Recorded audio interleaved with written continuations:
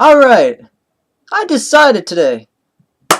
Let's do something different. I decided to go on Google, type in fucked up stories, and I'm going to read them out loud, record myself reading them, and my expressions as I read them.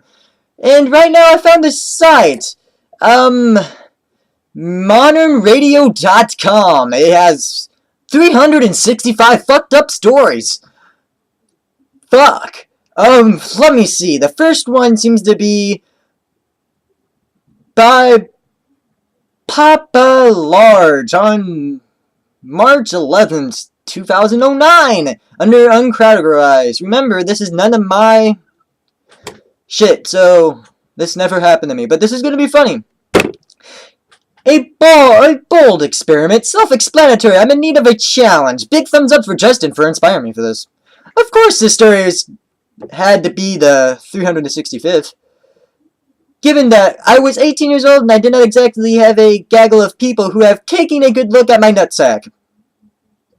I thanked my first college girl, Ginny, who pointed out that the big yellowish zit looking thing on my balls was sort of weird and fucked up. Look, dudes get zits on their junk. Tiny little ones. It's the fact of life. But this one was not small. It was big and sort of swollen out of my sack. Take half a dime around or more. I noticed it before and chosen to ignore it. Okay, that's not true. I actually tried to pop it, which made me sort of dizzy and unhappy. Then I tried to ignore it. But having someone else see it, especially someone that I was, getting it on with, made it impossible to ignore. And with it, a certain underlying paranorma about sex I had done a lot to repress. So I started to thinking about when this thing appeared and what exactly it could be. I thought about having sex with Vicious in her filthy van. In the exactly 8 seconds I had unprotected sex with Andy and the other fooling around I have done, and more or less rode that train to I have some sort of horrible STD, Phil. A place that in my late teens and 20s I revisited frequently any time I had sex with someone creepy or couldn't stop being sick for weeks at a time. Still, I refused to reschedule an appointment about my balls. But since I had an ingrown toenail that needed to be removed anyway, I decided to ask the doctor about it. I have... Try to think of a good way to say it. A thing on my stuff. Well, let's take a look at it, the doctor said, and slapped on the gloves. I've never seen this guy before and haven't ever since. Why don't you show me? I'm always convinced that the sheer awkwardness of such situations, and that the same awkwardness that leads me to laugh during really melodramatic indie films about horrible middle-class white families whose dissatisfaction makes everyone sad and drug-addled or gay. Addled. Would you cause me to get hard when someone of either gender touches my dick? Sort of a gag reflex or something, but I took a deep breath and put my balls in his hand. After considering a moment, the doctor let go and said, "It's a blocked pore, like a big zit. Not a big deal. I can lance it if you want, but I'm guessing you don't want me to." Big sigh of relief. So I had this thing, and it was there with Ginny, and with Jess. I had out sophomore year and junior year, and long into my relationship with the first execution of my shame I had that made me feel okay about playing rock shows naked in front of people, whipping my nuts as party tricks. Whipping my nuts as party. It would get bigger and smaller, and I don't remember if it ever went away for a while, because I got so used to it. I mean, it first came a calling in 1993 or 94. It was just a thing. And who gives a thing without a thing about a thing? Who gives a thing about a thing? Huh. One day, it disappeared. Well, not entirely. Everything inside of that had gone, leaving this little pink shriveled flap of skin like a deflated balloon. I asked my current doctor. He of ejaculation into a cup. He could have done, and he mentioned cutting it off. And this scared the living fucking shit out of me. So instead, I got used to the flap too.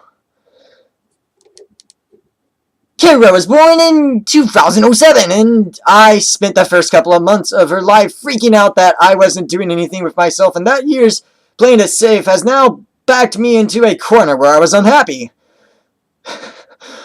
Had made nothing of myself, and was reasonable for not screwing up this amazing little innocent person who kept me up all night.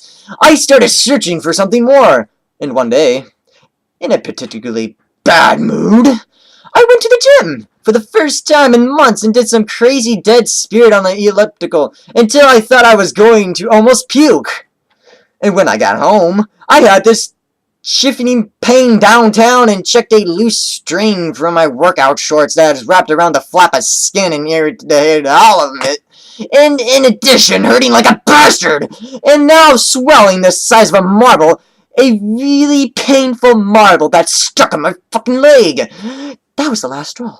And I had been a decade and a half, and it was time to say goodbye to my little friend. So I went to the doctor, and this whole bunch of stuff I've been putting off. Hey, big guy, how are you? Good, doctor, good, I said. So, you still have the problem with your testicles? So I showed him the new swollen marble, and he said, I'll just trim that off. And I got on the table, pulled my pants to my knees, and laid back, holding my dick while he nibbled on my nuts. And numb nuts, ha! Numbed my nuts. Numb nuts, oh. Not nipple nuts. This isn't paper. Me, uncomfortable, giggling, doctor looked at me. You know I laugh when I get nervous. Hold still, big guy. And then, with a scalpel so fast I didn't feel a think. And the numbnuts helped. He sliced the thing right off, and he showed it to me in a little jar. Removed from me, it looked shriveled and gray. The size of the pea than a marble size it has hit a few days before. Okay, big guy, that's done. Now we'll use silver nitrate to stop the bleeding and seal the room. I can't read real. And he started painting this stuff on. Me wishing there was a mirror on the ceiling so I could see what the fuck he was doing. Then, huh? Huh, what? I asked. Well, you're bleeding a lot.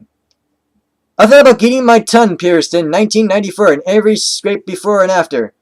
I'm kind of a bleeder. It is a problem, like a condition? He sounded concerned.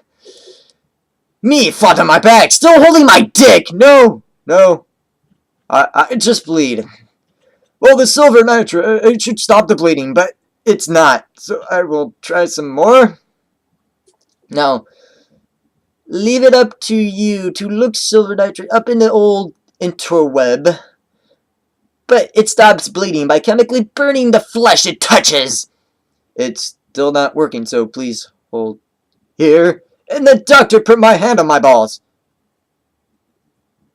I'll be right back. I'm going to go get a special tool we have here to causterize the wound. The wound, of course, on my nuts. He left me flat on my back and both hands on my junk. As it was about this point that I decided to sit up and figure out what the fuck was going on. And to find that he hadn't shut the door completely, I did this just in time to catch someone in the hallway getting a big old eyeful of me in all of my bleeding genital glory. I thought the first time I had sex in bed in a crappy hotel that'd get torn down a few years ago and the door that didn't shut all the way, then I just lay back down and only hear, does anyone know where the cauterizing gun went? I think it's broken, said a woman's voice. The same woman, I imagined, who hadn't expected to see my full frontal, and she woke up that morning. We have the handheld, though. Do you know how to use it? Oh, I'm sorry, that was woman. Oh, manly woman. Now, it is that is usually a yes or a no question. But doctor replied, he'll be okay. My balls still numb, and at this point nervous, giggling at the order of the day, so when doctor returned the castorizing gun, I just said, it can't get much worse, right? With a big smile on my face. He got to work. The gun made a quiet mid-frequency humming, and not the wheeling torch-like sound I had imagined. I still didn't feel a thing. Something seemed to be going well until smell hit. The smell of burning pubic hair. At this, I gave up any sense of decorum, or whatever the fuck that is, and started laughing, tears in my eyes, as he patted my junk with glaze, making sure my pubes didn't burn to the root. A little bit of smoke rising, it's a smell that somehow reminded me of the license we used as an altar boy at church when I was a kid. The incense we used as an altar boy at church when I was a kid. What? And then, okay, big guy, we're all done. I set up, so it's okay. I looked down. An entire section of my scrotum was cleared of pubic hair. Black from the silver nitrate from the brown spot in the middle of the castorizing gun. Is this supposed to look like that? Do I need anything to care for it? Yes, no problem. That's fine. Don't do a thing. You can do whatever. Go to the gym. He didn't mention the fact that in the night my nuts would rest on my leg. There's still caustic silver nitrate burning a raw spot in my inner thigh. I was unsure. It was weird. I think that something had been carrying since I was a kid, and something I had forgotten about, and noticed more times than I could count, was gone in just a few minutes, replaced by flesh that looked like a scorched earth, a burnt feeling that only time would heal. So we're good then? I asked. All done, he said.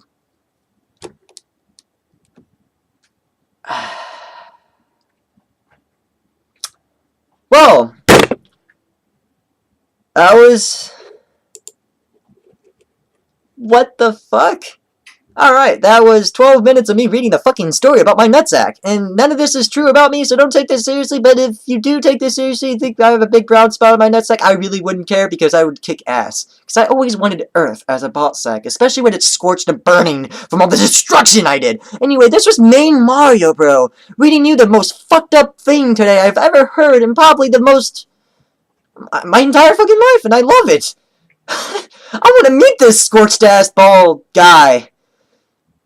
Later, bitches!